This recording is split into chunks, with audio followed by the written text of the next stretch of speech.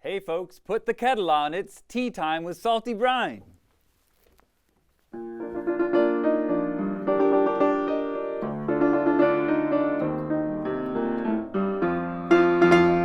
Brace yourself, high-octane action. Tea and chats bring satisfaction. Laugh and sing before we tea you. Yes, we clamor to be near you. Oh. Now look who we have here. It's Jessica Kaliisa. Welcome, Jessica. Welcome, audience. Welcome, folks at home. Salt is here to interview our guest and then we'll go. That's right. Hope we can encourage you to buy tickets to this show. Cause maybe you were on the fence, but now you'll invite all of your friends. So let's cut all this nonsense and sip our tea and get to know Jessica Kaliisa! Oh my goodness. Wow, it's so nice to have you. Thank you for coming. Thank you for having me. Please have a seat. Please come sit. Oh, isn't that nice? Oh, that was lovely. That was great singing and great piano playing. Nate Wido on the keys. Amazing. Amazing. Wow. Okay, first things first. Yes. We're going to do tea.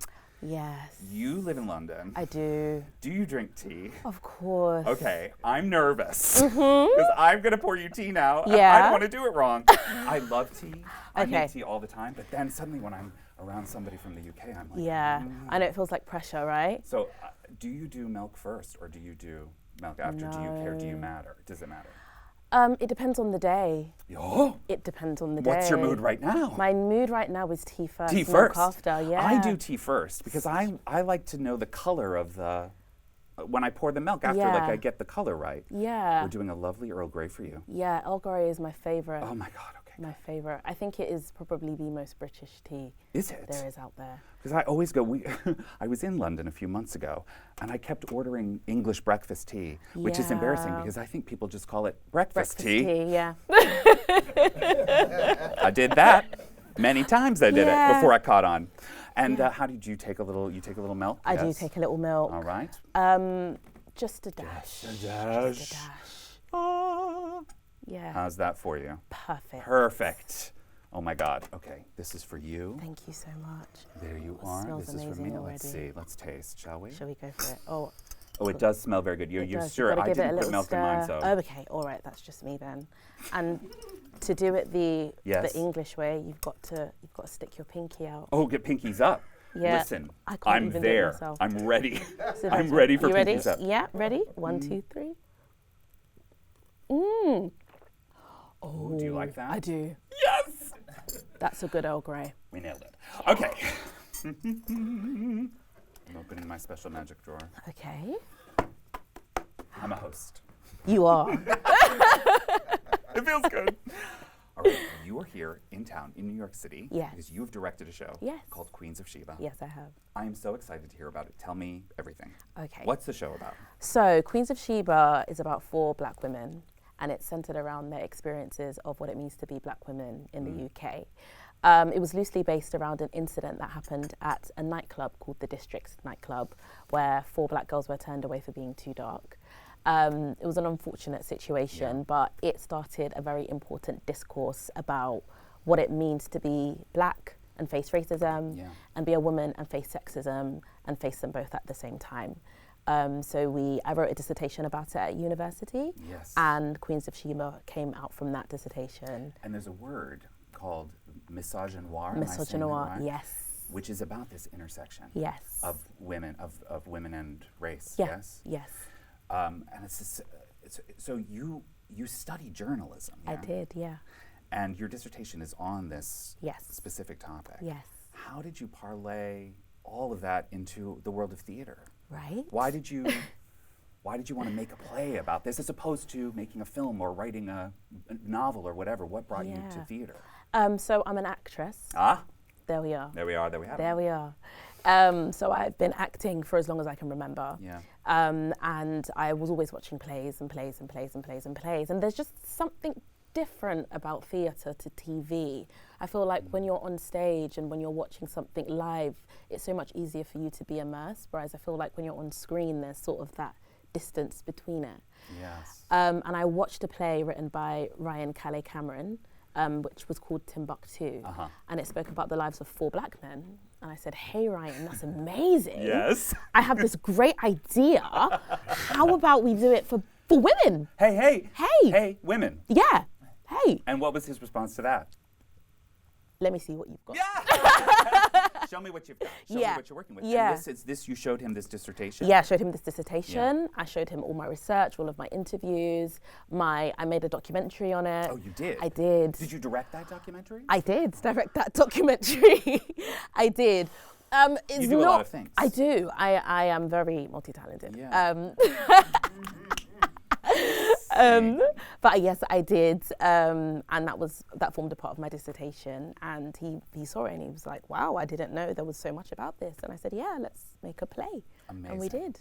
Was this event that happened at this nightclub, was it like national news in the UK? Or did people know about it? Yes. Did audiences coming in go, "Oh, we're going to go see a play about this thing. I remember this happening"? Well, or I was think it kind of from when it happened to when the play came about, time had passed. And it didn't make national news. It made Twitter news. Yes. And it made very important social news. Yeah. But it didn't make a huge stir. I think there was a bit of pushback and backlash. I think the club was closed down for a while. I'm not sure if it did reopen, but word did get out. Yeah. But I don't know. I actually, one of the girls that I interviewed, her name's Zalika Miller. She was actually one of the girls that got turned away at the nightclub. You had access directly to her? Yeah, because we went to drama school together. Oh my God, you knew her? I actually knew her.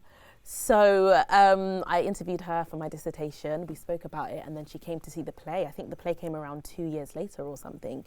And she was like, "Oh my gosh, you did this." And I said, "Yeah."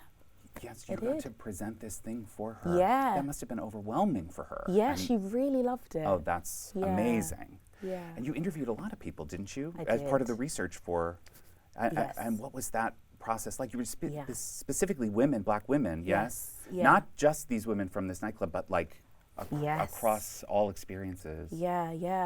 That was really, really amazing. I learned so much that I hadn't learned about before. Yeah. I think being a black woman and going through different situations versus someone who knows how to put the language to it is very different. And that was a beautiful thing for me, is to speak to women who have learned about this and studied this for a long time, and then have someone just kind of put the words to your experiences. And that's what I loved most about interviewing them, is that I got to learn a lot as well. That's amazing. Yeah. And I'm assuming you then had all your own experiences. Yeah, I did. And I remember when we first did the focus group for Queens of Sheba, it was just meant to be about getting research. But what we didn't know it was going to be was a safe space for all these black women to come and talk about their experiences. Yes. So it was just meant to be an hour of people talking so we could write stuff. It ended up being 3 hours, and then we had to do a part 2 because the word got out and everyone just came. And what was happening is people were going, "Oh yeah, that happened to me. Oh, that happened to me. Oh, that happened to me." And like a crossover of it, people were recognizing their own experiences in other people's stories. Yeah, and because it's such a silent thing, I think it's not overt racism. It's just kind of like really subtle and passive remarks that people make. Yeah. You just kind of think, "Oh, that was a weird thing that someone said, but maybe I shouldn't think too much into it." And you just kind of do that for a while until you start to think things are in your head. And so when you get a group of 30 or 40 women saying, "We're going through exactly the same thing," it was really, really validating, and it was really nice, and it felt very safe. And that's the premise of Queens of Sheba and what it is and what it's become. That's incredible, and what a byproduct also for you and all these women in the making of it, in the process of it, to get this experience of a safe space. Yeah, it was beautiful. The show has received a ton of praise. Yeah. It's traveled, it's here now, but it's been many places. Yes. Where are some of the places? Soho Theatre, shout out to Soho Theatre. Yes, Soho Theatre, we love. They're amazing. It was at the Omnibus Theatre, Battersea Arts Centre, the New Diorama Theatre. It did a UK tour in 2018 as well, where it got to travel to different venues and different places. We got to do some community work where we could take it into schools. Oh my God. And talk to young women about it. There's a bit of outreach. It's been really amazing over the past few years. And this is your first time directing, is that right? It is my first time directing, yes. How does it feel to have your first time out of the gate, have all of this praise and... Gosh, I mean, I try not to let it get to my head. But you are very talented. Yeah, I am. It just keeps happening. It was a shock. It was a shock. Yeah. I think with Queens of Sheba, it was such a passion project. Myself, Ryan, and Jessica Hagan, who wrote the play. She's also my best friend. So just talented duo. But because we were so close, and she was writing spoken word at the time, we said, hey, like, let's do this together. Yeah. And because it was such a tight unit, we couldn't actually find anyone to direct it with the vision that we had for it. And so it just became this thing that we all did together, and all of a sudden everybody loved it. And I think because it was such a specific piece about it being for Black women, we didn't expect everybody to love it or expect everybody to understand it or to relate to it, but people did.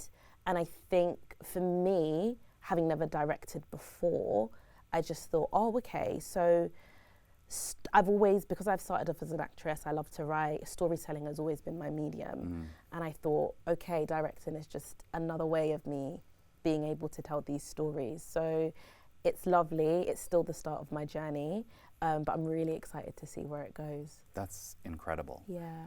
I want to talk about how, because you speak in the research I've done about how many different kinds of people that come see the show. It's not just for Black women. There's an access point for lots of people. And there are different access points, but people really enjoy the show. Do you know what it is that you all did to make that possible? It sounds like it was a surprise to you. Yeah. Or do you know what it is? I think I know what it is now, and it's in the delivery of it. Queens of Sheba is very funny. Yes. It's very funny. It's a comedy. And that seems to be key. Yeah, very, very, very key. Yeah. I believe humor is universal. Everyone understands humor, hopefully, I hope. I like to laugh. So I hope everybody has a sense of humor, but most almost people do. Everybody. Almost everybody. Humor, food, music. I think those are access points to human beings. And because it's so funny and because it's so enjoyable, people are relaxed, and it means that they're able to listen. And so because of that, it doesn't feel like an attack or a preach. This is what we're going through, and this is how we understand it, and this is also how we deal with it as well, because we do laugh a lot of things off. The play does have a journey, so it's not humorous all from beginning to end. Sure. Everything should have a journey, and there's some important things that need to be said. But I think because of the way it's directed. Ooh, I love your self-esteem. Thank you. It's Thank you. so strong. Thank you. Everybody should have that, by the way. Yes. We're all trying to get there. Please, let's all. We're all there. amazing. Yeah. But yeah, because of the way it has been made for it to be palatable and for everybody to understand that, we can listen to it. It's safe for everybody to listen to. Yeah. I think that is why so many people connect to it. And then when it does get to the more serious parts, people understand, and because of the amazingness of the actors and because of the humanity of them, people see them just as they are. They're not actors, they're not just actors on stage. Like, these are Black women, and we understand them and we know them, and then we understand what they're going through. And I think that's what it is. I think it's become a good play to be able to connect to. That's amazing. And it sounds too like, you tell me, do people feel changed coming out? Yeah. Or the other end of it? Yeah. People that I know and people that I don't know. I've had the most hard-headed people come in to watch Queens of Sheba, and hard-headed because I've known them for years, and they go, gosh, that really made me think. And I think, oh my goodness me. That is theater at work. It is. And that's why I love theater, because the moment you're in, you're in. Yes. You're with them. You're part of that world. And Queens of Sheba is very it's very direct address. The whole thing is the actors talk to people. Yeah. And so I think because of that, people feel like they're being spoken to. So we've had people laugh, we've had people cry, we've had people say, I'm bringing my husband, I'm coming back for more. I'm coming back. And we've seen people watch it 4 or 5 times. I'm like, okay, come on, guys.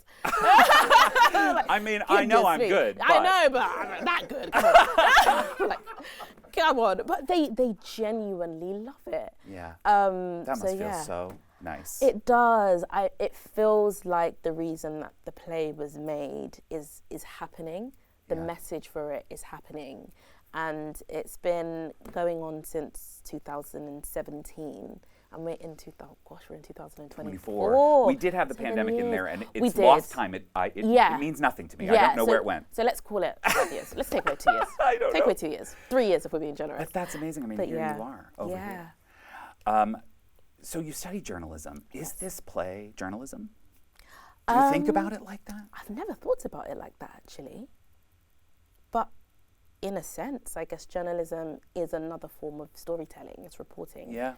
It's talking about who it happened to, when it happened, where it happened. And I think this play does that. So it is a form of journalism. It's a form of activism. Yeah. It's a form of art as well. And so, yeah, I think I've never thought about it like that. But, yeah, I would say so. Did you pause your artistic life to go study journalism? Did you have a calling to journalism and then come back to? I'll be honest. My mum said I'd be good at it, so I studied it. That's never do that, by the way. That's £40,000. You listened to your mom. That was the only time I probably listened to my mum in my life. And it's so funny because I'd always wanted to be an actress, always. And now I look back and I'm like, why did I go and do journalism? But Queens of Sheba came out of that. Yes. And I'm just like, I believe in God. And I just believe that sometimes you do things, you don't really know why you're doing them. Yes. But God just has a way of making everything come round full circle. And I'm like, that's probably the reason I went to university, so that I could come back into the artistic field and have this. I did then take a gap year in university to go and do a play for a year. And then So came still back into calling to I was you for the still, whole time. still. So it is submerged and intertwined. Yeah. And I do still like telling stories in that format. I would still love to make more documentaries. I do still love to write in that way, not just plays, but just words and research and write about subject matters that are really, really important. So I think it's just another part of who I am and another medium of my storytelling. Yeah, if you feel it as an extension of storytelling in Yeah. the way that you're describing. Yeah. Are you still directing? Will you continue to direct? Yes. You're working on things right now. Yes. What are those things? I can't say at the moment. Oh, you have to. It's a secret. Oh, I my can't say goodness. at the Well, moment. that's making me feel all this anticipation. And I love a secret that I can't know yet. Yeah. I love it. Okay, well, Yes. we'll hold our breaths and watch for what comes next. I think that's right. Are you still acting? Yes, I am. Yeah? I'm still acting. That's amazing. I took a long break from it with directing. I also have a child. She's 3 now. Oh, Yes. what's your child's name? Her name's Naraya. Naraya. Yeah, she 3 years is. old. She's 3 years old. She's brilliant. Goodness me. She's my best work. I mean. Okay, and that's saying something. And that's it, because I'm really talented. I know! As we established. I heard that. That kid, she's great. And that's just me being an amazing mother. Oh, yes! List is endless. You're nailing it. Yeah, killing life. Wow. But yeah, so that's been another part of my journey, is being a mother in the arts and fitting directing and acting, and how does that work and how does that shift? But again, it's just another extension of who I am. Yeah. And now that she's a little bit older, I'm ready to fly out to New York. Yeah, and you can come. Yeah, I can come out and Yeah. I can. Is she with do you? more. No, she's not. home with Oh her my God, amazing dad. Oh. Yeah. So he's at home looking after her. That's amazing. And yeah, like it's a really good time now to just get back into everything, directing, acting, writing. So I'm really, really excited for this year. What were some of your early creative influences that Really turned you good into question. who you are and what you Yeah. make now? Like, do you Yeah. remember back to childhood things that you fell in love with, particularly? Well, it could be theater, but it Yeah. could be anything. Yeah. When I was 8 years old, Mhm. Asda, I don't know if anyone knows who Asda is. It's like your Walmart. Mm-hmm. They're a really big grocery store. Gotcha. And they came into my primary school because they were doing commercials, and they hired me to be in an advert. And I was like, oh my gosh, I'm a star. And that it's happening. And so I went off, I filmed this advert, and I saw myself on TV, and I was like, oh my gosh, I can do this. This is really amazing.